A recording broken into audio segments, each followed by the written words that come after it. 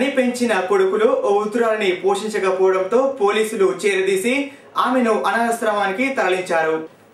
వేముడ గాంధీనగర్ కు చెందిన ఓటర్కారి పెంటమ్మకు నలుగురు కొడుకులు కాగా ఒక కూతురు ఉన్నారు. కాగా అనారోగ్యంతో ఆమె ముగ్గురు కొడుకులు భర్త గత కొన్ని నెలల క్రితం చనిపోగా ప్రస్తుతం ఉన్న ఒక కొడుకు ఆమెను పోషిస్తున్నాడు. ఇటీవల అతడికి పోషించలేని పరిస్థితి ఏర్పడగా పెంటమ్మను ఇంటి నుండి వెళ్లగొట్టాడు. 3 రోజులుగా ఆమెను గాంధీనగర్లోని పలువురు చేరదీసి ఆశ్రయం కల్పించి ఆదివారం పోలీసులకు అప్పగించారు. దీనిపై ఎస్ఐ అంజయ్య ఆమె పూర్తి వివరాలు సేకరించి కరీంనగర్లోని వృద్ధుల అనాథ ఆశ్రమానికి తరలించారు.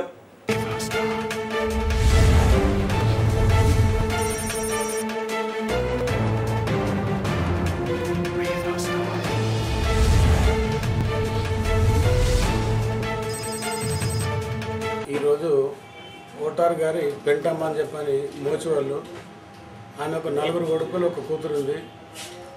వివిధ అనారోగ్య రీత్యా వారి యొక్క 3 కొడుకులు చనిపోయి ఒక బాబు ఉన్నాడు. ఆ బాబు కూడా ఆ కుటుంబాన్ని పోషించుకునే స్తోమత లేక 3 రోజుల క్రితము వాళ్ళ యొక్క తల్లి పేరు పెంటమ్మ ఆమెను గాంధీనగర్లో రోడ్డు మీద వదిలేసిండ్రు. ఆమెను సాధడం పెంచి పోషించడం మా వల్ల కాదని చెప్పని ఈ టైంలో మాకు ఇన్ఫర్మేషన్ వస్తే నిన్న ఒకరోజు ఆపి ఈరోజు తీసుకొచ్చినాము. వీర మాధవ్ అని చెప్పని మా ఫ్రెండ్ ఉన్నాడు. అక్కడ అనాథాశ్రమం ఇట్లా అక్కడ నడిపిస్తారు. మా ఆధ్వర్యం లోపల ఆ యొక్క తల్లి యోగక్షేమాలు సరిచూసుకోవడం కానీ వేణుమాధవ్కు ఈరోజు అప్పగిస్తున్నాము. ఇట్లాంటి వృద్ధులు ఒక దాదాపు 30 నుంచి 34 మంది వరకు అట్లాంటి ఆశ్రమాలు ఉన్నారు. వాళ్ళకి అన్ని వసతులు కల్పిస్తూ ఉన్నాడు. ఈ సందర్భంగా వేణుమాధవ్కు మా డిపార్ట్మెంట్ తరఫున కృతజ్ఞతలు తెలుపుతూ ఆ యొక్క తల్లితో పాటు మిగతా కరీంనగర్లో టోటల్ ఒక 34 మంది అట్లాంటి వృద్ధులు ఉన్నారు.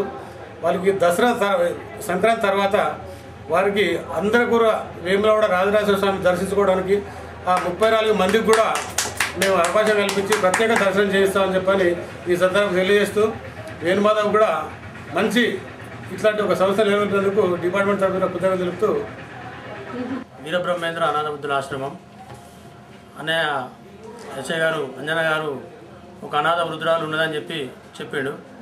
ఆమెకు 3 కొడుకులు చనిపోయారట. ఒక కొడుకు ఉన్నాడట. కానీ ఆయన కూడా కనీసం తినడానికి తిండి కూడా లేదట. పరిస్థితి మంచి లేదంటే సరే అని చెప్పి రావడం జరిగింది.